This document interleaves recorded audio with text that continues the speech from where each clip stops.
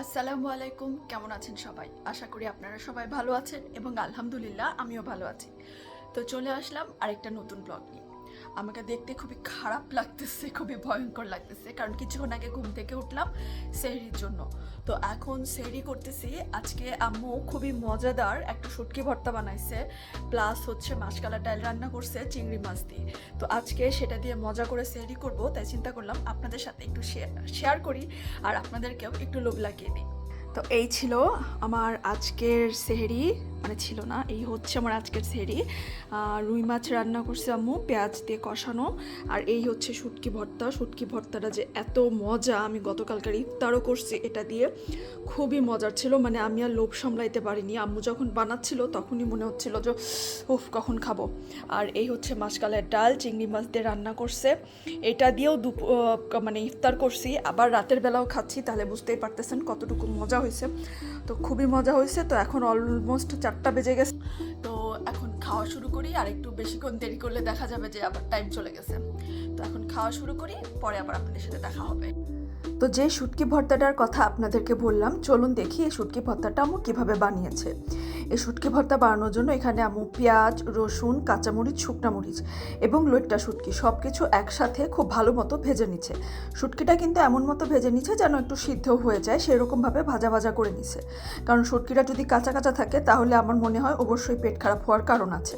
তো সব কিছু একসাথে ভেজে নেওয়ার পর আমি এগুলো আম্মুকে হালকা একটু ব্লেন্ড করে দিচ্ছি। চাইলে অনেকে পাটায় বেটে নিতে পারে, তবে আমি আম্মুকে হালকা করে ব্লেন্ড করে নিছি। এবং তারপরে আম্মু আবার এটাকে পেঁয়াজ দিয়ে ভাজতেছে। আর এই পাশে হচ্ছে আম্মু মাসকালের ডাল বসাই দিয়েছে চিংড়ি মাছ দিয়ে। উফ, মাসকালের ডাল দিয়ে চিংড়ি মাছ খেতে কিন্তু অনেক বেশি ভালো লাগে। তো যে মাসকালের ডালটা দিয়ে আপনাদেরকে বললাম যে আমি ইফতার খেয়েছি, সেরিও খেয়েছি, সেটাই রান্না হচ্ছিল এখানে। আর এই যে এখানে হচ্ছিল বেগুন ভাজিও করেছে, আর এই যে রুই মাছের তরকারি করেছে। এ সব কিছুই আসলে ইফতারের জন্য আম্মু রান্না করেছিল, আম্মুদের দুপুরে খাওয়ার জন্য আর আমার সেহরির জন্য।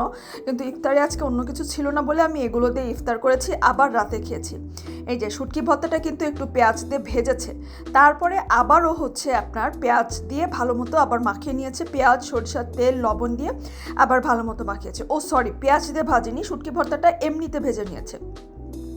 আপনি কিন্তু চাইলে এখানে আরও হচ্ছে কাঁচামরিচ এবং ধনিয়া পাতা দিয়ে মানে মাখিয়ে খেলে কিন্তু আরও ভালো লাগবে। কিন্তু আমাদের কাছে তখন ধনিয়া পাতা ছিল না, আর এই ভর্তাতে একটু ঝালের পরিমাণটা কম খাচ্ছি, কারণ মাত্রই তো রোজা শেষ হলো, দেখা যাবে যে এখন যদি আবার ঝালের পরিমাণ বেশি খাই তাহলে আবার কোনো সমস্যা না হয়, সেজন্য আম্মু আর এক্সট্রা করে কাঁচামরিচ দেয়নি, যদিও এখানে অলরেডি শুকনা মরিচ, কাঁচামরিচ ভাজা কিন্তু দেওয়া আছে। তো এই তো আমি এখানে বসে ইফতারের সময় খাচ্ছিলাম। মাশাল্লাহ সুবহানাল্লাহ, এত এত মজা ছিল, এত মজা ছিল শুটকি ভর্তাটা, মানে আমার আম্মু নিজেই অবাক হয়ে গেছে। আম্মু বলতেছিল শুটকি ভর্তাটা যে এতটা ভাল লাগবে জানলে আর একটু বেশি করে বানিয়ে রাখতাম। আমরা অলরেডি খেয়ে ফেলেছি, অলরেডি শুটকি ভর্তাটা শেষ হয়ে গেছে। আম্মু দেখা যায় সবসময় এরকম চ্যাপা শুটকির ভর্তা, এরকম শুটকি ভর্তা একটু কয়েকদিনের বেশি করে বানিয়ে রাখে, বাট এত মজার ছিল যে আর কি বলবো। আমি দেখেন শুধু এই শুটকি ভর্তা আর বেগুন ভাজি নিয়ে ভাত খাচ্ছি, আর কিন্তু কিছু খাইনি। আর পরে হচ্ছে অবশ্যই একটু ডাল নিয়েছিলাম। তো আজকে ঈদের পরে প্রথম হচ্ছে গ্রোসারি শপিং করতে গেছিলাম। তো রোজা রাখতেছি, কিন্তু রোজার মানে তেমন কিছু ছিল না ইফতার করার মতো, সেজন্য আরও যাওয়া। ফল টল সব কিছু শেষ হয়ে গেছিলো। তো এই যে কমলা কিনে নিয়ে আসলাম, আপেল কিনলাম, এখানে আঙ্গুর, এই আঙ্গুর ছিল, লাল আঙ্গুর ছিল, আর একটা ছিল, তবে এটা একটু কম দাম মনে হলো, ওই আঙ্গুরগুলোর দাম অনেক বেশি, তাই বললাম আচ্ছা থাক। আর এই যে আমার খুব বেশি ইচ্ছা করতেছিল দই চিড়া খাইতে, আর দই চিড়া খাইতে গেলে কিন্তু কলা লাগেই, কিন্তু কলা কোথাও খুঁজে পাচ্ছি না, মানে সবরি কলাটা কিনবো কোথাও খুঁজে পাচ্ছি না, যার কারণে যে রাস্তার দোকানগুলো খুলছে সেখান থেকে 2টা সবরি কলা, সাগর কলা কিনে নিয়ে এসছে। সাগর কলাগুলো এমনি মার্কেটে হচ্ছে আপনার 15 টাকা করে নিচ্ছে, বাট বাইরে হচ্ছে 10 টাকা করে। আমি কিনছি বাইরে থেকেই। আর এখানে যে এই খেজুরটা নিয়ে আসছি, এটা একটু কম দাম, এর আগের বার রোজার মধ্যে ছিল, ওটার দাম ছিল বেশি। এটা হচ্ছে আমার ভাইয়া দেখা যায় প্রত্যেক দিন 3-4টা 5টা মাশাআল্লাহ করে খায় সে আর কি। আর এখন তার একটু পরীক্ষা, পড়াশোনা বেশি করতেছে, তার খেজুর বেশি দরকার, সেজন্য এটা নিয়ে আসছি যে মাশাআল্লাহ তুমি এটা খাইতে থাকো। ওইটা কিন্তু আমরা দামি বলে অল্প করে খাওয়া হতো। আর এই যে দই নিয়ে আসছি চিড়া, আর এই যে এবার রামেন নিয়ে আসছি। যদিও এক জায়গায় শুনছিলাম এই ধরনের রামেন খাওয়া নাকি ক্ষতিকর, জানি না, তো তার জন্য